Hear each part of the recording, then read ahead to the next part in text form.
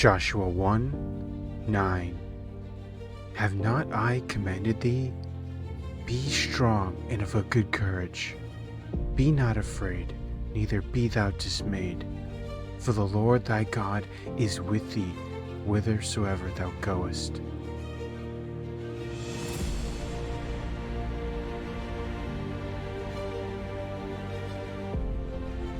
This verse reminds us that courage isn't a suggestion, it's a command, backed by God's presence and promises.